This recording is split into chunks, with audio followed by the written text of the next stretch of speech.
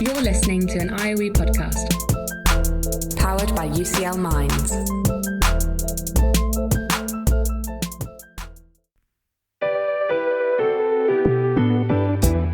This is Research for the Real World. Conversations with researchers about the paths they've taken to shape our everyday lives.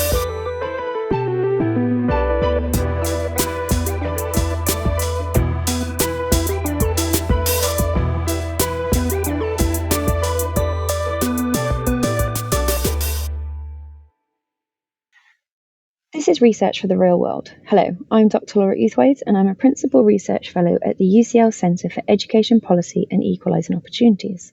I'm also a UKRI Policy Fellow. In this season of Research for the Real World, it's all about how research evidence informs policy. We're recording this episode on Tuesday the 11th of June, a little over 3 weeks from the UK election day on the 4th of July, when political parties are laying out their policy proposals ahead of elections. The UK isn't the only country going to polls this year. Did you know that 2024 is a year when globally more voters than ever in history will head to polls to take part in their national elections? In this season, we'll be hearing from researchers whose work encompasses a mixture of policy, social sciences, and of course education, and we'll be finding out what they think about the current state of democracy. Today, I'm delighted to have Marc Stears and Hugh Morris in the studio. A professor of political science, Marc is also UCL's first pro-provost of policy engagement and director of the UCL Policy Lab. Marc has previously been director of the Sydney Policy Lab at the University of Sydney. He was CEO of the New Economics Foundation. He's also a professor of political theory at the University of Oxford and was a chief speechwriter to the UK Labour Party. Hugh is an honorary professor of tertiary education at IOE and is on secondment from the Welsh Government working on research development and policy engagement activities. Prior to this role, Hugh was a Director of Skills, Higher Education and Lifelong Learning for 9 years, overseeing a range of reforms to the student finance system, governance arrangements for post-compulsory education, and the development of apprenticeships. I'm very excited to hear about your insights and discuss your fascinating work with you both today. So without further ado, welcome to the podcast, Marc and Hugh. Great to be here. Thank you very much. Yes, thanks, Laura. So, Marc, I wanted to get us started today on the podcast with something that you have written that was posted on the UCL website on the 24th of May, 2024. So it reads, "For all the political drama of the last 5 years, there's been a sense of half-finished verse, the discarded doodles of a picture never fully finished. Alongside political leadership and cutting-edge ideas, it will require ordinary people to deliver on the promise of change." So, how can cross-cutting ideas developed by experts in our universities help policymakers meet the challenges of the modern Britain today? Thank you so much, Laura. Great question to begin our discussion with, and it's wonderful to be here on the podcast. I think the key issue that I'm interested in and that you've touched on in that quote is that we all know that universities are sort of packed full of incredibly clever people working incredibly hard and coming up with incredibly exciting ideas. And yet at the same time, many people in universities are frustrated that those ideas don't find themselves into the sort of political mainstream. They're very rarely talked about in election campaigns. They don't turn up in election manifestos. They don't even make it into the pages of fancy newspapers like the Times or the Guardian often. And that understandably creates, as I say, sort of frustration and impatience on university campuses. I've spent a long, long time thinking about that. And I think I've come to the conclusion that one of the reasons that that's the case, not the only reason, but one of the reasons is that we haven't spent enough time or effort at universities building the coalitions with those people outside the university who can then carry those ideas into new spaces. So too often we end up writing journals for academic sort of publications or teaching our students, which of course are great things to do, but we're not taking our ideas into conversations with community groups or campaigners or trade unions or progressively minded businesses and really finding people who we can excite and engage and who therefore will have more punch when it comes to our political processes. No, excellent. It really reminds me of, my own kind of experiences of working in some of these like more policy spaces. So I'm currently doing a secondment with Ofsted as part of the UKRI Policy Fellowship Scheme. And I think what's been so far my kind of greatest reflection is just how important the relationships are with people in these spaces. And people, like working with people they know that they can trust. And so if we can forge these relationships, it just is part of that stepping stone to kind of make those wider connections. So yeah, great stuff. Yeah, totally. I think that's spot on. I love the fact that you've used that word relationship, because it reminds me that one of the first people to teach me all this was a great mentor of mine called Arnie Graf from the US. And Arnie always used to say, relationship precedes action always. And he'd just say, look, spend the time meeting the people, talking to them, listening to their concerns, thinking about what your common interests are before you sort of race to tell them your ideas or try to get them on side, and really taking the time and making the effort to do that, probably happens too rarely on our campuses nowadays. Absolutely. So as part of your Ordinary Hope project, which has the involvement of a number of IOE researchers, could you tell us a little bit more about the project and how you're hoping that it could bring about change? Yeah, when I came back to London from Sydney, I was in Sydney for 5 years, and then I came back to London and I was, oh my gosh, what am I going to do? I went out for a cup of coffee in Dalston in East London with my good friend Graham Cook, who at that point was working for the Joseph Rowntree Foundation, a charitable foundation that cares about poverty. And Graham and I had a kind of long conversation, and it came to sort of very clearly to us in that chat that the problem in terms of policy making to tackle poverty, or at least one of the problems, was this relationship one, which is that there were wonderful academics, there were brilliant campaigners, there were fantastic sort of politicians, there were great journalists, there were political strategists, but none of them kind of knew each other. And we thought, well, if we could build a team of people with diverse experience and expertise, perhaps we could really put rocket fuel underneath the debate about poverty alleviation. And so that's what we did. And we went back to the UCL campus and found people like Lindsay McMillan at the IOE and Xiaowei Zhu at the economics department. And Graham found people from his charitable world and philanthropic world. And then we found people from the political world. And we created a group of 15 people who meet once a month now, share their particular interests and their particular expertise, and have tried to build a sort of shared project which hopefully takes the messages from each of those worlds into the other. And it's been terrific fun, hugely energizing. And here in the UK, it's enabled us to take messages right into the heart of the political machine in a way that we wouldn't otherwise be able to do. So, Graham Cook has now left Joseph Rowntree Foundation and has gone to work for the Labour Party. And, he therefore is a bridge into that world. But all these different kinds of people connecting together regularly, as you said, coming to trust each other and like each other, has been the heart of what Ordinary Hope has been about. No, that's great. And it's great to hear that you've been having some of these emerging successes as well. So Hugh, what's been your kind of personal approach to undertaking research that informs policy? Do you have any similar stories to share? I think a lot of what you've just said resonates for me. It's always been about marrying research with policy and practice and trying to make sure that each of those things inform the other. A personal mantra for me throughout my life has been try to be part of the solution to the problem your boss doesn't know that they will be facing in the future. It's about anticipating what the needs might be and then trying to find out what's going on. And as you've both said, establishing the relationships to make that happen. My personal career over the last 35 years or more has been about crossing the boundaries between policy and research. As a researcher in the mid-80s, I was doing a project looking at evaluating the impact of then Conservative government's trade union legislation on what was happening to working practices and trade union activity. And that took me into a number of government departments and into workplaces. And that became a theme in a range of other policies and research activities I've been involved in since. So when I went back into working full-time in universities, it was about anticipating what e-learning and new technology was going to do to how universities operated. It was about thinking about how you develop research capability and capacity in institutions that didn't have that tradition. It's been about trying to get the best relationships between colleges, universities, apprenticeship providers, adult education, so that everybody in the community has access to the learning that they might want. And more recently, it's been about engaging with the devolved governments obviously in Wales, where I was for 9 years, but more recently in Scotland, Northern Ireland, and then in recent months working with the government in the Republic of Ireland.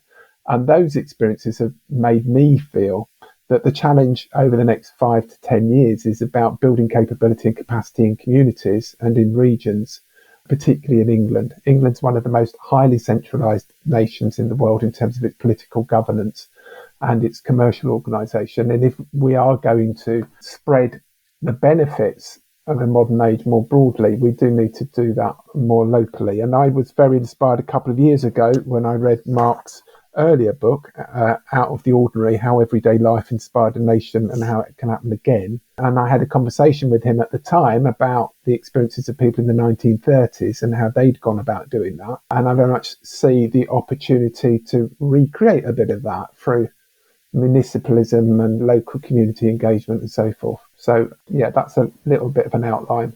No, that's great. And it's interesting to hear how there's sort of similarities between the two of you. So just to push a bit further. So when the shoe's on the other foot, what role do you think research has for policymakers, especially when it's commissioned?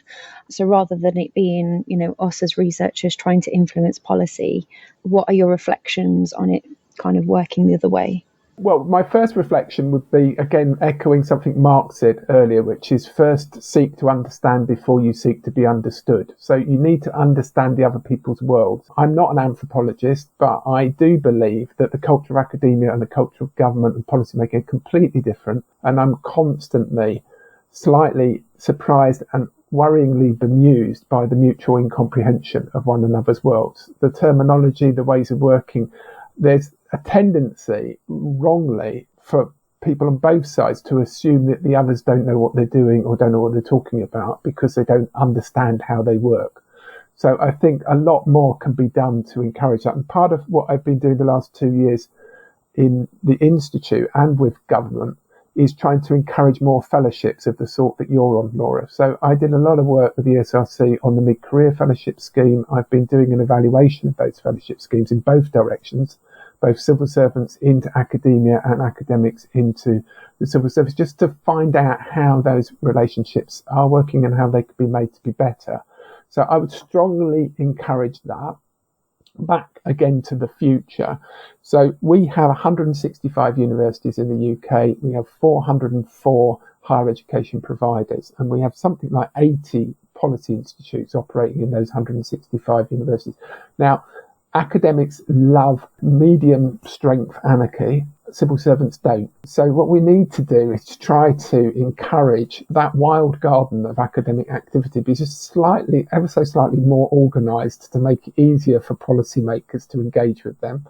And that's what I think part of the next stage is going to be, is building that regional capability and capacity, because local and regional government has been completely denuded of that capability in recent years, and academia's got a lot to offer. So through bodies like the University Policy Engagement Network, UPenn, and funded programs like CAPE, I think there's a lot that can be done there. And I would be encouraging people associated with the comprehensive spending review that will happen in 2025 in central government, and the spending priorities of government research bodies like Research England, UKRI, but also charitable foundations like the Nuffield Foundation and the Roundtree Foundation and others, to be thinking about how they can make that happen in a better, slightly more coordinated way. Because if I'm sitting as a policymaker, I don't want 88 people to come and talk to me about the same issue. As much as they might give me a variety of different perspectives, it's not going to make my diary any easier. No, it's very true. And yeah, how to sort of funnel that through in an accessible way, which kind of links to your earlier point, Marc, about, that kind of like translational evidence. And, academics, we love our kind of jargon. We love our really long academic articles that quite frankly are quite dense sometimes. It's that, what's the headline? What's your elevator pitch essentially? And yeah, just touching on your reflection there, Hugh, about the opportunities involved with the fellowships and things, like for myself, in the last 6 months, have just so far really valued the opportunity to almost see under the hood, or the car bonnet, shall we say, of, how this, the civil service or these, policy orientated organizations work and function, and to, use that to build the relationships and hopefully have research impact that goes beyond just the fellowship in itself. But I don't want to attempt fate too much. So, Marc, I'm going to come back to you. So you've recently published a book called England, 7 Myths That Changed the Nation and How to Set Them Straight with Tom Baldwin. Could you firstly tell us what these 7 myths are? Thank you. Yeah. So it was a book that Tom and I wrote in the pandemic. So I was at the start stuck in Australia, and Tom, who some of your listeners will know, is a journalist and political strategist, recent author of a best-selling biography of Keir Starmer. Tom was stuck in London, and no one could go out their houses, and we were sort of reflecting on what had happened to the country before the pandemic. And as, again, most listeners will be aware, England had been in a really angry place, I guess, for a decade. Really intense rows about Brexit and about the future of the economy, about cultural issues, immigration, trans rights, many other issues. It felt sort of really tense. And Tom and I wanted to know, I think in a spirit of sort of those early COVID days, was there a better country that we could find? And what was the cause of all the anger in the first place?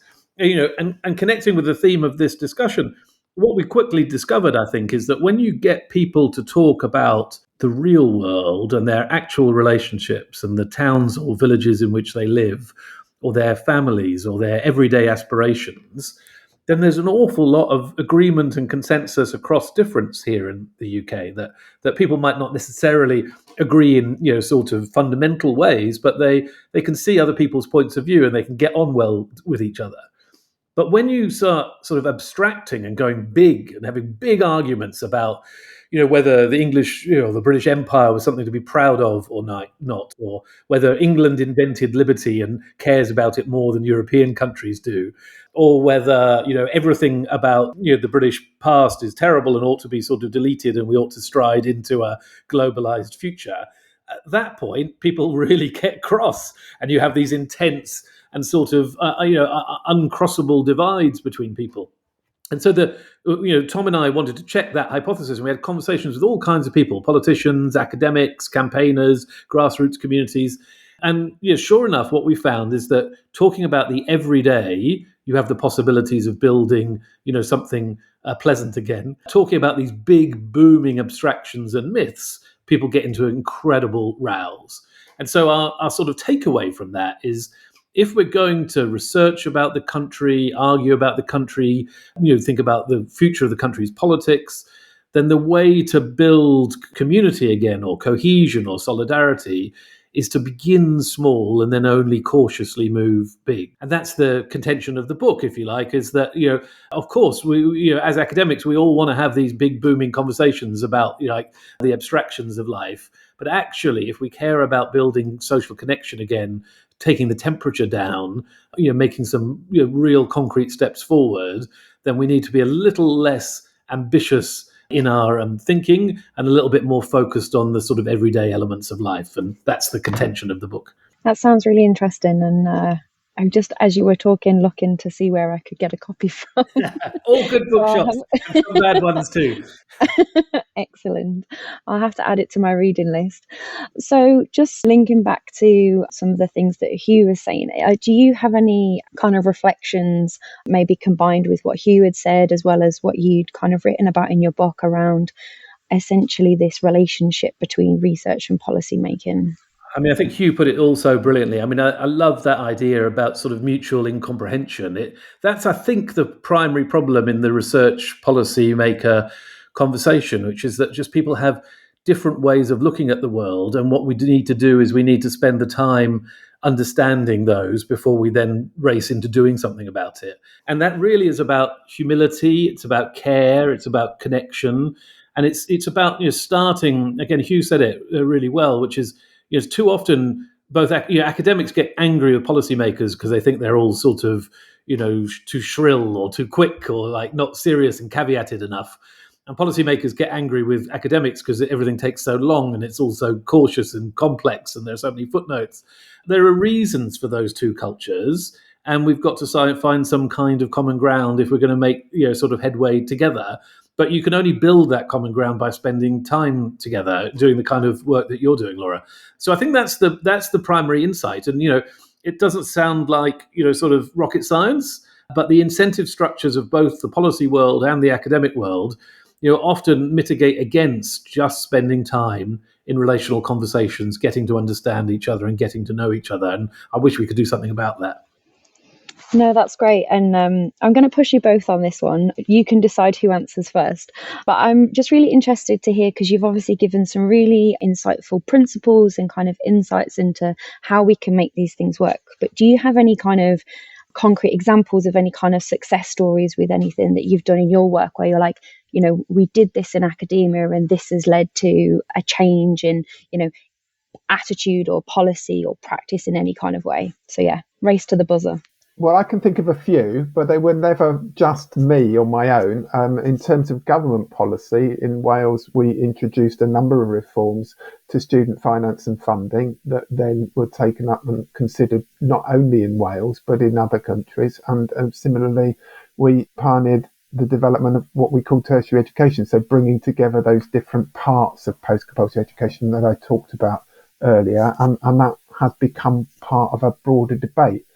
Most recently in Australia with the Australian Universities Accord. I would like to just also pick up on something, though, that Marc's talked about.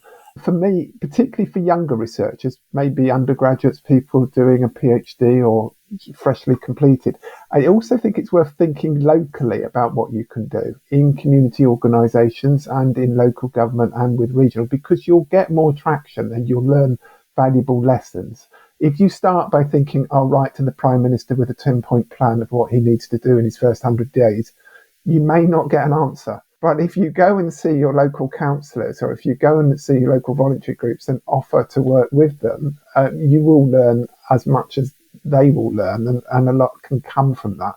And another bit, I've been fortunate in my career to work and live in lots of different places, particularly in the UK. So I spent a long time living in London as a young person, and then I spent time in Bristol in the southwest and in the northwest in Manchester, and then spent time in the northeast and a long time in Wales. And what I learned is there is a lot that's similar, but there's also a lot that's different. And one of the books I think Marc refers to in his earlier book is J.B. Priestley's English Journey, where J.B. Priestley went round the different parts of the UK. And other people have trod that path subsequently. George Orwell's A Road to Wigan Pier. And most recently, Stuart Maconie's written a book which retraces J.B. Priestley's footsteps. And I just think understanding locality is really important, particularly for national people or people based in London. Because when public opinion surveys are done about university research, they say, yes, it's great and it's wonderful and we see the value of it, but could more of it be done that affects where I live? Could more of it be done near where I live? So I would just encourage people to do a bit more of that, because I think it will help to bind us together a bit better. No, that's great, Hugh. And yeah, the kind of conversations around place have been very much, within my kind of academic circles at the moment, we've really been thinking about that and kind of regional differences and, people's sense of belonging in their place. And, it's something that we should be trying to capture. Do you have any additional thought, Marc? Yeah, I mean, I love that point about place and locality and belonging, and starting with the councillors. I think that's absolutely spot on. You can make so much headway and learn so many lessons there. I mean, the example that I wanted to give of where I think this relational approach can make a difference, though is a kind of quite a big one, which is when I was in Australia during the pandemic. As some people will be aware, the Australian government closed its borders very early on, and then didn't really get round to vaccinating its population, and therefore had a real problem. Whereas everybody else vaccinated and the world got back to something like close to normal, it was really hard for the Australian government to know how to respond. And when I was at the University of Sydney, we decided that we could help a little bit here if we created connections and relationships between lots of different organizations, all of whom wanted to open the border again, but wanted to do it safely. So we used the university's sort of convening power to bring together refugee charities and the Sydney Symphony Orchestra and PwC, the accountancy firm, and the Law Council, who cared about sort of legal issues, and public health academics, epidemiologists, and sort of experts in nursing and community care. and managed to get all of these people who had a shared interest but didn't have a shared experience of working together to come up with a plan for how we might be able to open the border again. And it was a fantastic piece of experience and learning. It was slow, it was hard, there were arguments along the way. But it was great because it ended up on the front page of The Australian, which is the major newspaper in Australia. And a handful of weeks later, Scott Morrison, who was then the Australian Prime Minister, unveiled his own plan, which was uncannily similar to the one that we had come up with. And as always in politics, you never get the credit, but it's really nice to see the outcome. And that sort of example of how somewhat slow, somewhat uncomfortable relational work where people are getting to know each other can actually have a major input on, really complicated public policy debate was really exciting. No, that's really great to hear. And yeah, thank you for the insights and concrete examples. So to finish off, my final question to both of you is, if you had a direct line to the next UK government, what would you say to whoever wins about the importance of considering research evidence when making policy decisions that affect millions of citizens?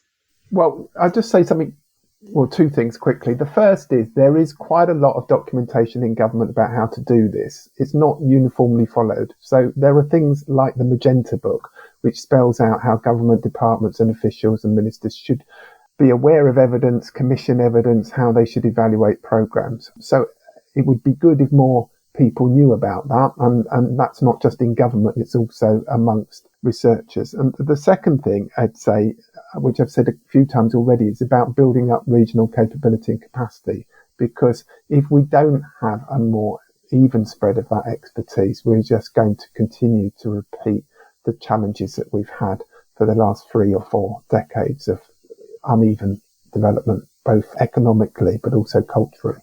I mean, very similarly, really, we've been working closely here at UCL with another philanthropic foundation called the This Day Foundation, which was founded by a South African businessman called Gary Lubner, who used to work in windscreens, car windscreens, bizarrely. Autoglass was one of his companies. But Gary Lubner became engaged in social change or political change, policy change, when he suddenly realized that the way a business succeeds is by building an ecosystem.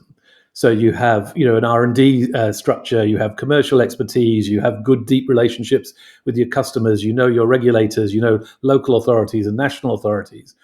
And then when he looked at the policy-making world, he said, it just doesn't work like that. You've got people in silos or in isolation, sat in offices in civil service departments in Whitehall or Westminster or wherever.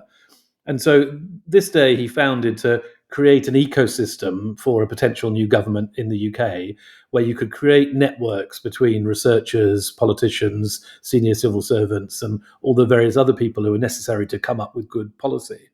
And so I think if I was talking to an incoming government, I would say that, which is that primary insight is the right one, which is you can only have good policy if you have a strong ecosystem. And the government will need to engage properly with that ecosystem, like listen to them and not just listen to themselves, and B, do what it can to facilitate and support the ecosystem for the long term, because lots of these organizations need encouragement and resource and finance, and government, after all, can provide an awful lot of that. That's great. Thanks again for your really insightful thoughts on everything. And yeah, hopefully if they are listening to the Research for the Real World podcast, they might take some of that advice. But indeed, like you say, you've built those relationships, you've built some of those ecosystems yourselves with a lot of the work that you have been doing. So yeah, good luck. So thank you, Hugh and Marc. It has been really interesting to get to know both of you and all about your research. So thank you again for coming on the podcast. You just heard from Marc Stears, Professor of Political Science and Director of the UCL Policy Lab, and Hugh Morris, Honorary Professor of Tertiary Education at IOE. Some of what we've covered today is also available in the episode notes. If you've enjoyed this episode, we have an archive of 22 past seasons. Just search IOE Podcasts to find the episodes of Research for the Real World, as well as more podcasts from IOE. And a quick favour before I go, if you are listening on Apple Podcasts or Spotify, we'd really appreciate it if you could give the IOE podcast a rating. 5 stars would be nice if you're enjoying the show, and that will help us to reach more people who are interested in hearing about such important work. I'm Laura, and thank you for listening. Research for the Real World is produced by IOE Marketing and Communications and IOE Research Development. The theme music was created by Rob Cochran. Tatiana Sotero Diaz is the series advisor. Amy Leibowitz is the series producer. And Jason Ilagan is the executive producer of the IOE podcast.